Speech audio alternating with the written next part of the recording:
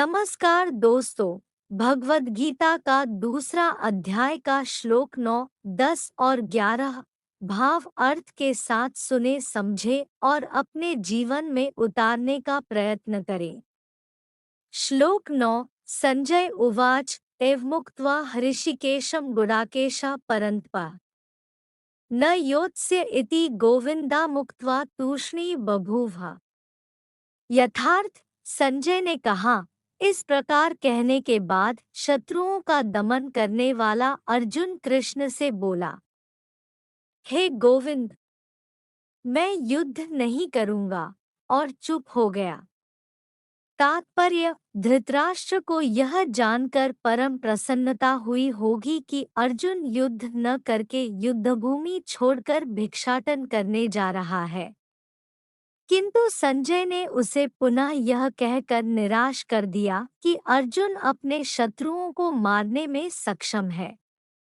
यद्यपि कुछ समय के लिए अर्जुन अपने पारिवारिक स्नेह के प्रति मिथ्या शोक से अभिभूत था, किंतु उसने शिष्य रूप में अपने गुरु श्री कृष्ण की शरण ग्रहण कर ली। इससे सूचित होता है कि शीघ्र ही वह इस शोक से निवृत्त हो जाएगा और आत्म साक्षात्कार या कृष्ण भावनामृत के पूर्ण ज्ञान से प्रकाशित होकर पुनः युद्ध करेगा।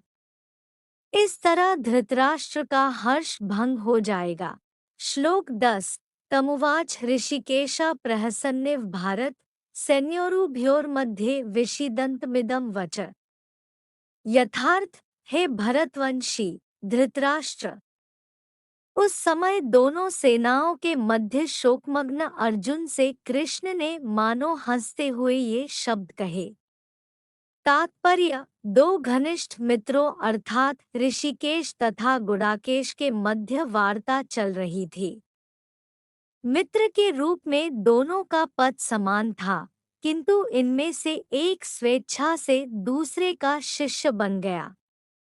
कृष्ण हंस रहे थे क्योंकि उनका मित्र अब उनका शिष्य बन गया था।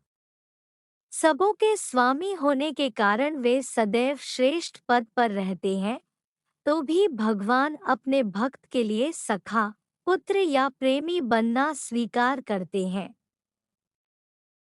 किंतु जब उन्हें गुरु रूप में अंगीकार कर लिया गया तो उन्होंने तुरंत गुरु की भूमिका निभाने के लिए शिष्य से गुरु की भांति गंभीरतापूर्वक बातें की, जैसा कि अपेक्षित है।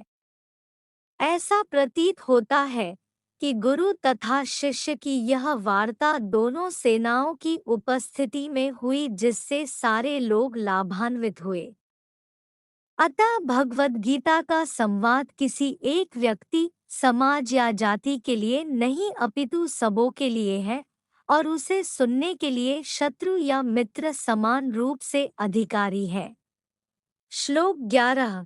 श्री भगवानुवाच अशोचनन्वशोचस्त्वं प्रज्ञावादांश्च भाषसे गतासुश्च नानुशोचन्ति पंडिता। यथार्थ श्री भगवान ने कहा, तुम पांडित्यपूर्ण वचन कहते हुए उनके लिए शोक कर रहे हो जो शोक करने योग्य नहीं है। जो विद्वान होते हैं वे न तो जीवित के लिए न ही मृत के लिए शोक करते हैं। तात्पर्य: भगवान ने तत्काल गुरु का पद संभाला और अपने शिष्य को अप्रत्यक्षतः मूर्ख कहकर डांटा।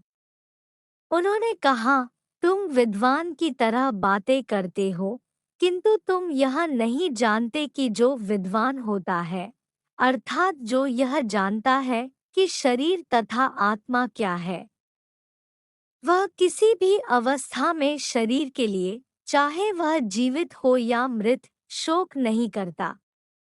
अगले अध्यायों से यह स्पष्ट हो जाएगा कि ज्ञान का अर्थ पदार्थ तथा आत्मा एवं इन दोनों के नियामक को जानना है।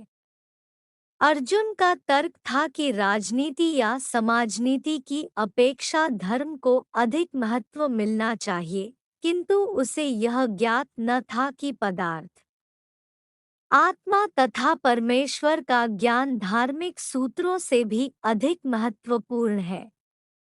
और चूंकि उसमें इस ज्ञान का अभाव था, अतः उसे विद्वान नहीं बनना चाहिए था।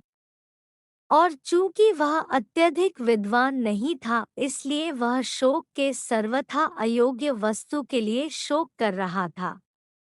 यह शरीर जन्मता है और आज या कल इसका विनाश निश्चित है।